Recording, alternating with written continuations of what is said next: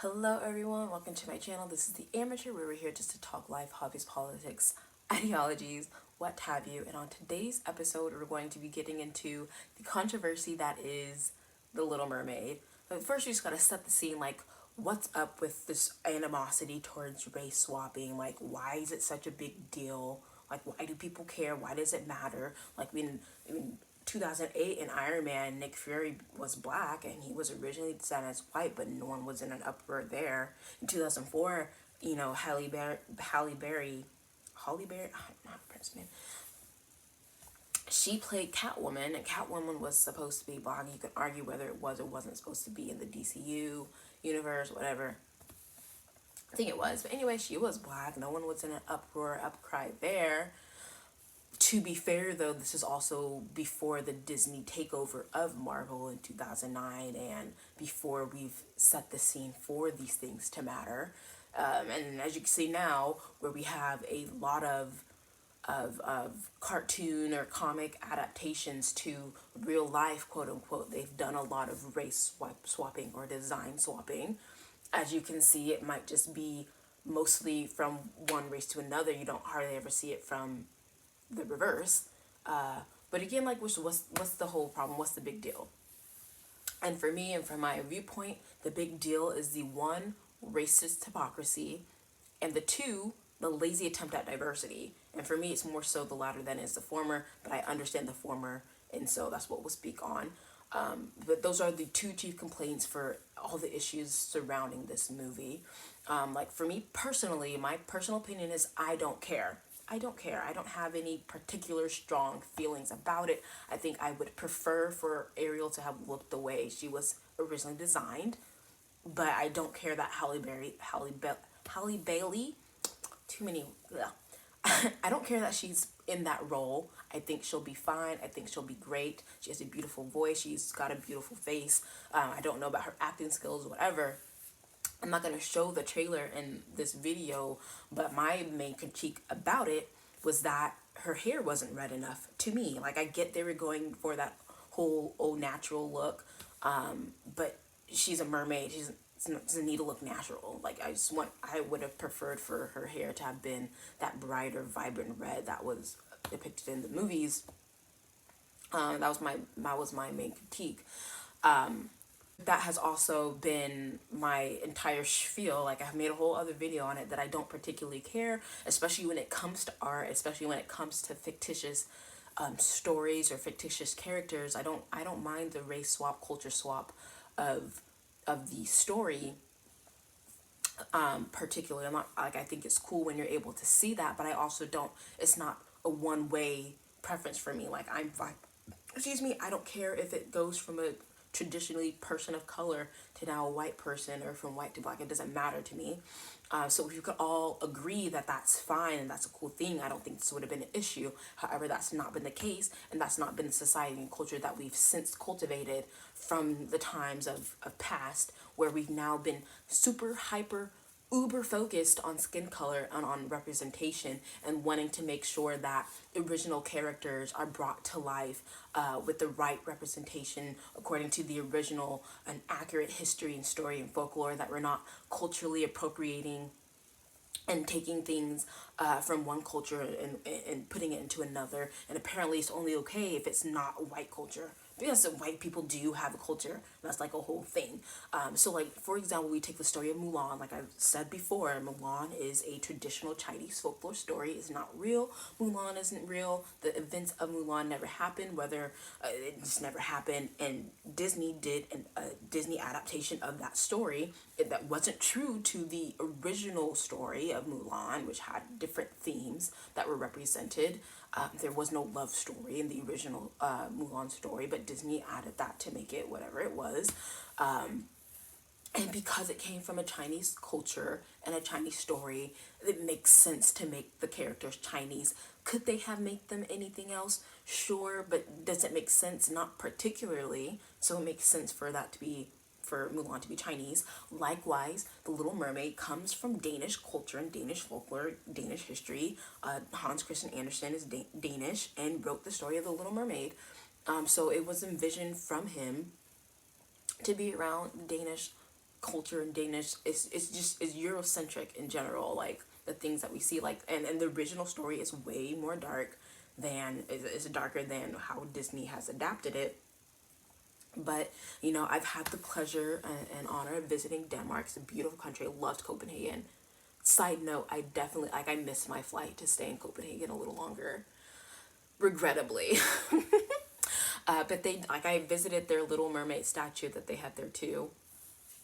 But the point though is that the Danish and like the Danish, regardless, they have a historical culture, like the Viking culture, and then modern Eurocentric Danish culture. Like they have a culture, and it's okay to recognize that, and it's okay for Ariel to be white like the Danish are, because there weren't very many black people outside of Africa unless it was due to slavery or the slow natural migration that just happened. But it's just like it's not like you shouldn't be offended by that. You shouldn't be offended that Danish were historically white and the writer of the Ariel of the Little Mermaid was white. Like that doesn't like you shouldn't be offended by history because black people came out of Africa. Like I don't get that. I don't get that. So like it becomes this racial hypocrisy where it's okay to go from one race to another, but it's not okay in the reverse. Like we saw again with the cartoon characters at the beginning. It's like this race swapping is not necessarily a new thing, and a lot of people don't particularly care.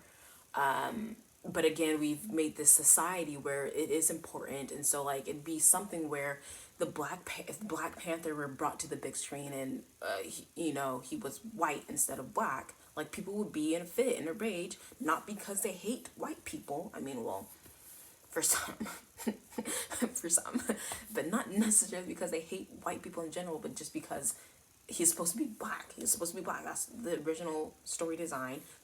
There are black Africans, technically.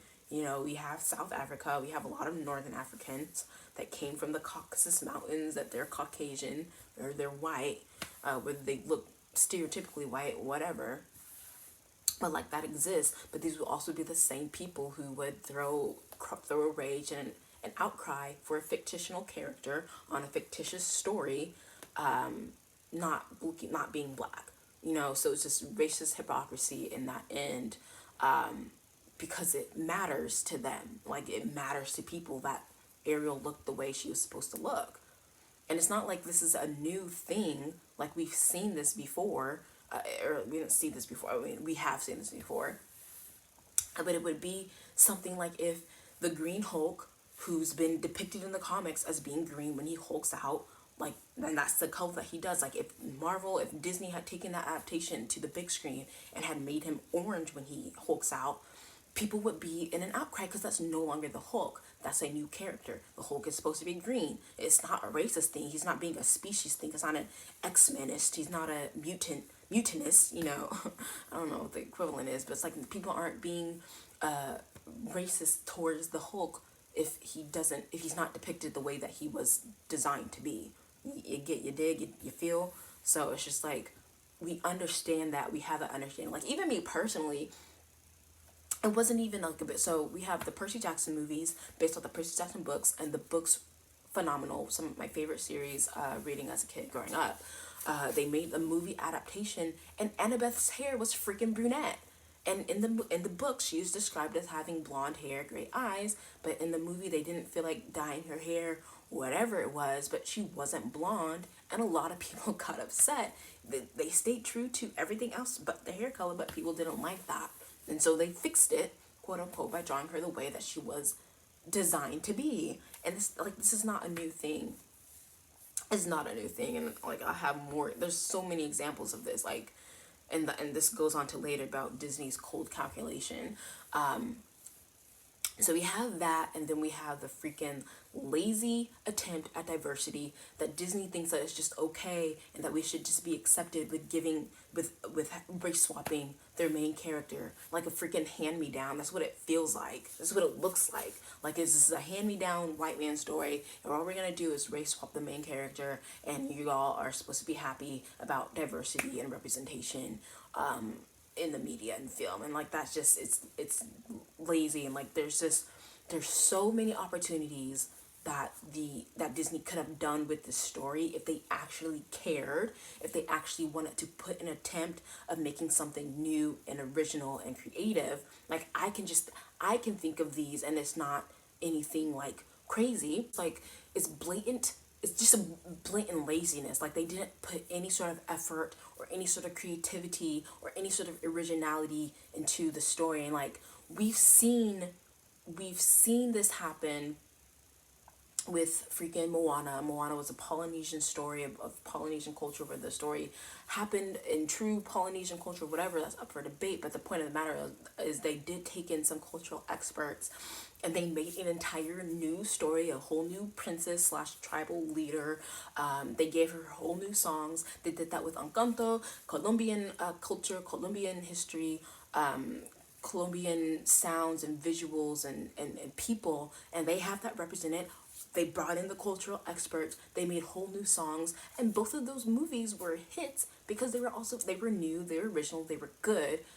But black people and black culture and black history can't get that, because what they could have done, there are plenty of mermaid stories within Caribbean folklore, Caribbean fairy tale, within African folklore, fairy tale. There's the story of Mami Wata, who is I think from Nigeria, from what I previously researched, a Nigerian goddess in the shape of a mermaid, and she's a wily with men, the whole typical siren mermaid story.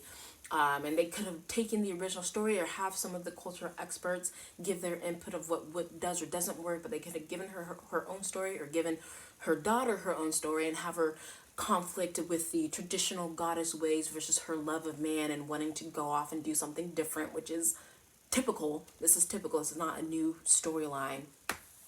But we could have gotten some great songs and hits from that movie.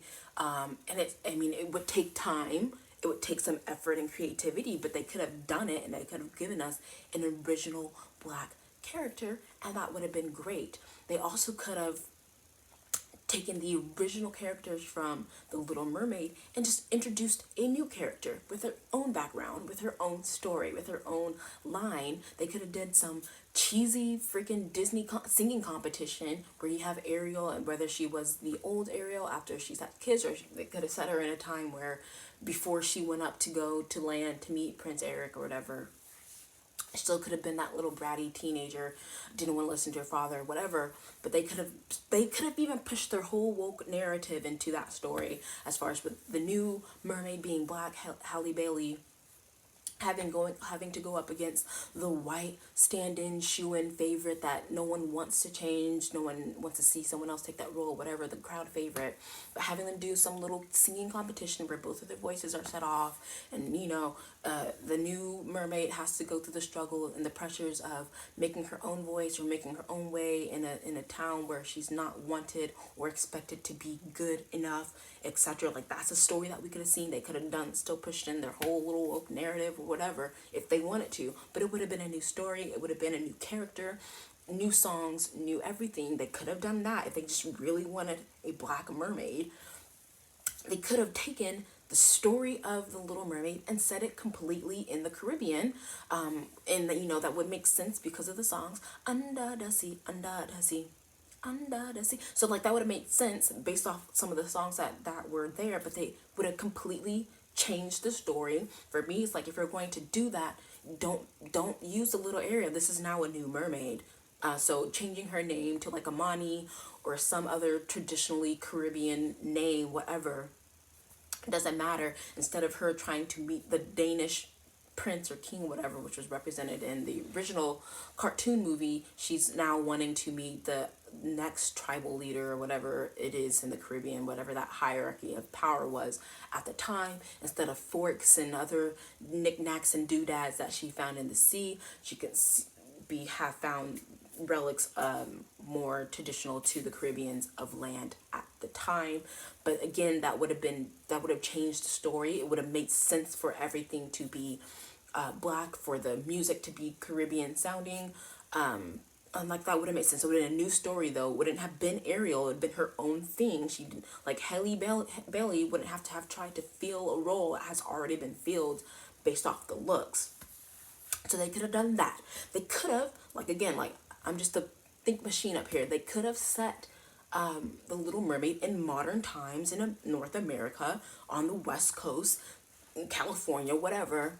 They also could have made this a whole environmental thing about freaking saving the sea, saving the planet, whatever, saving the turtles. They could have done that, where they modernized the story of the Little Mermaid instead of the prince. It's some stupid Hollywood royalty or whatever at the time that she falls in love with. Again, just a little creativity to make the story work and to make it fit the new narrative or the modern narrative of modern America. They could have done that. And if it were just really about the voice, which a lot of people say is like, well, Haley Bailey has like a beautiful voice, that's whatever.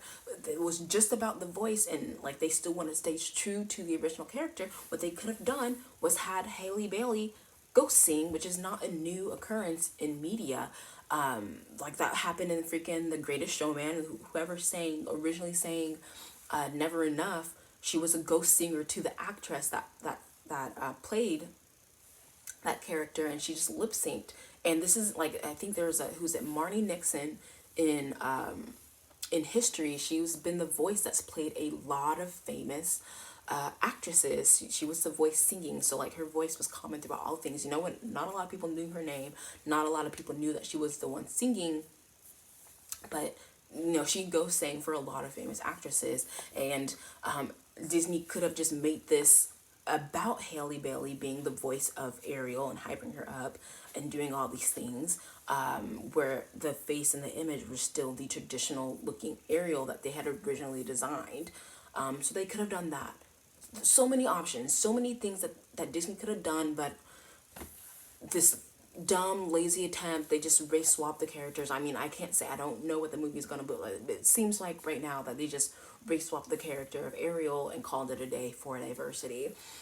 And it's just lazy. Like, regardless of whether you are black, white, brown, Asian, blue, yellow, orange, purple, whatever, a mutant or not, what a lot of people are craving in the media in Hollywood right now is originality and creativity. Like, give us something new, give us a story that hasn't been done before.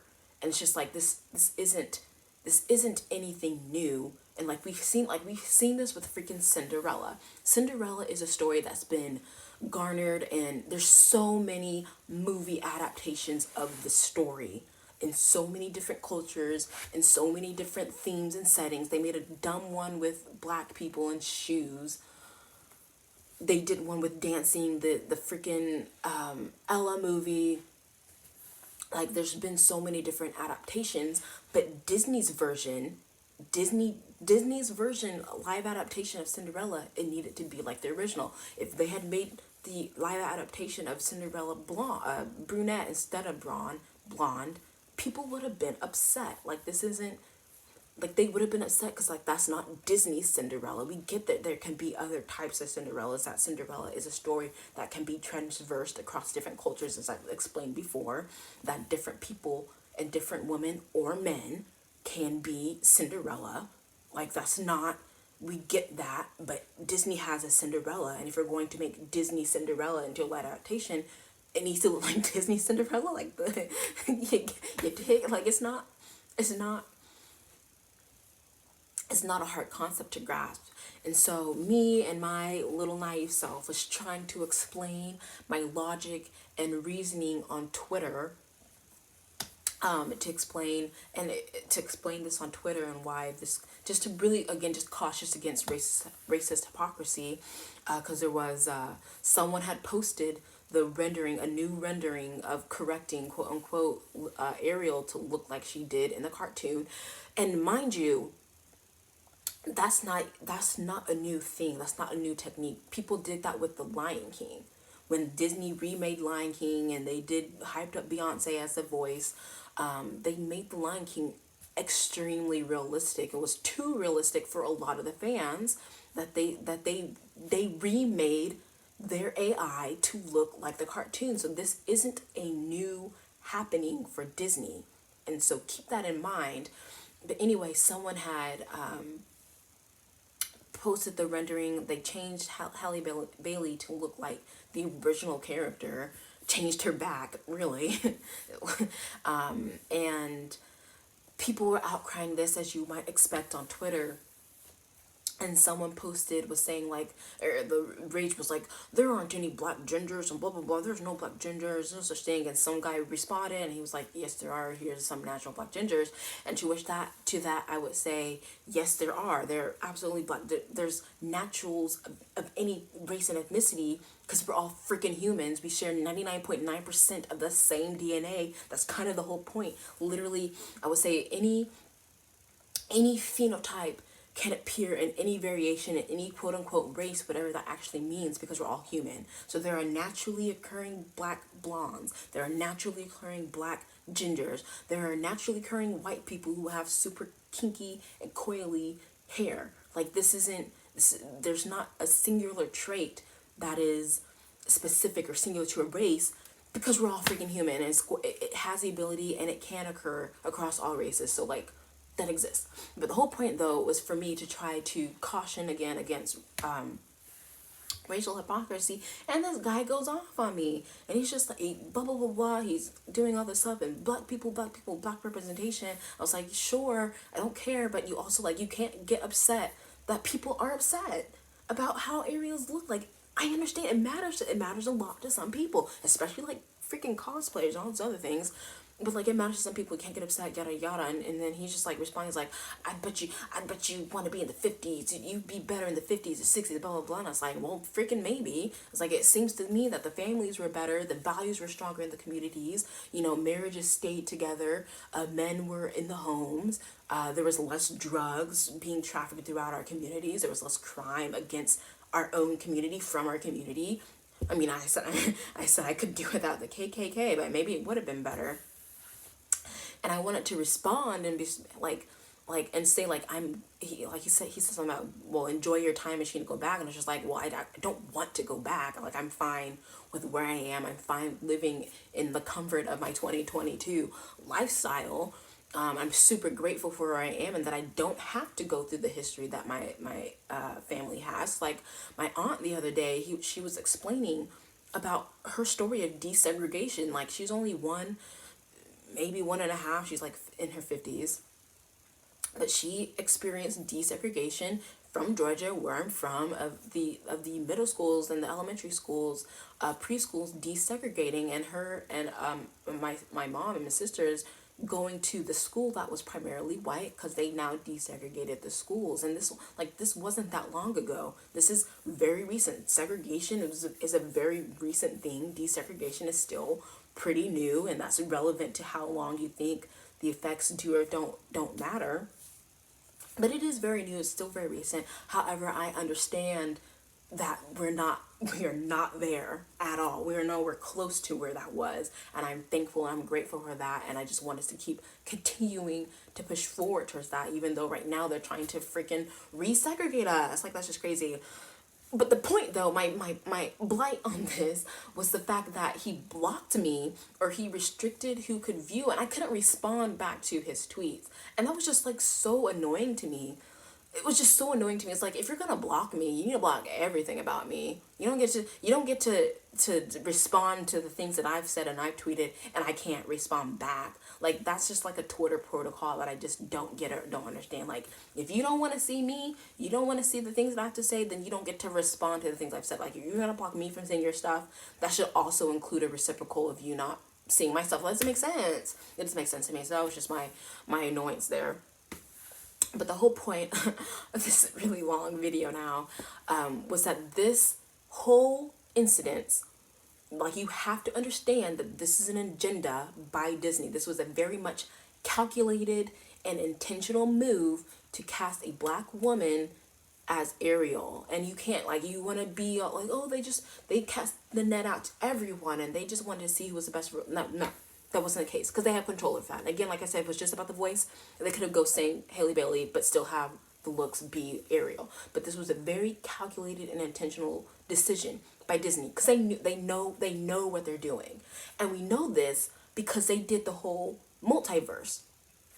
Peter Parker is a white boy. He's a male. He's a white boy with brown hair from the Queens. If he looks like anything else, if he's from anywhere else, if he's not male, he's not Peter Parker. We know this. We've seen this in the Spider-Verse, where all the Peter Parkers, while they may have come from different timelines or whatever, they were male, they were brunettes, and they were from the Queens. And when they introduced a black Spider-Man, they gave him his own story. They gave him his own origin. They gave him his own new family. They gave him his own quirks, his own triumphant overcoming to be Peter Parker. Instead of killing Uncle Ben, they killed his uncle. You know, just the characters they fought. And they did this for Gwen Stacy, who became Spider. The point of the matter is, Marvel / Disney understands what it means to give someone a new character, or to have the theme of a story about how someone got their power or became Spider-Man. They understand the Spider-Man story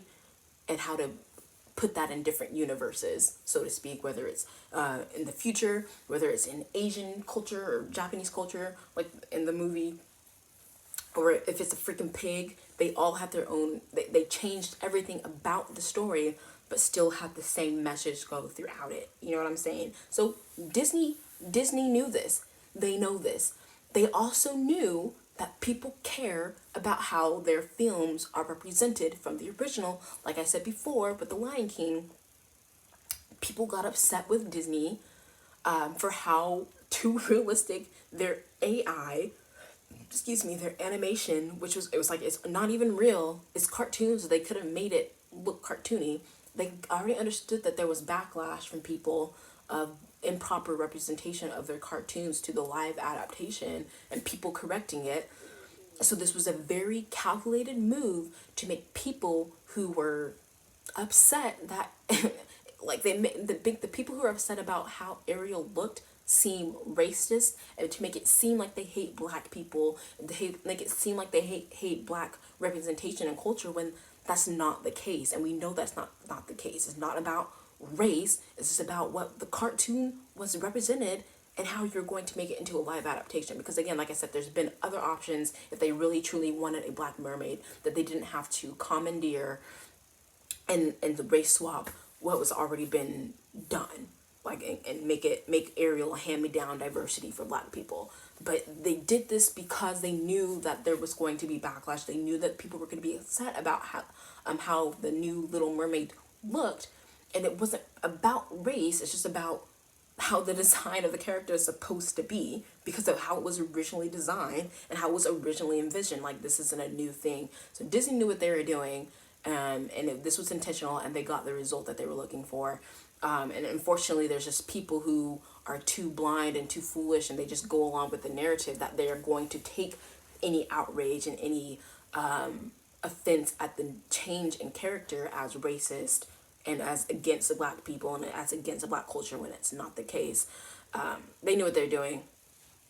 But what the heck do I know? I'm just an amateur.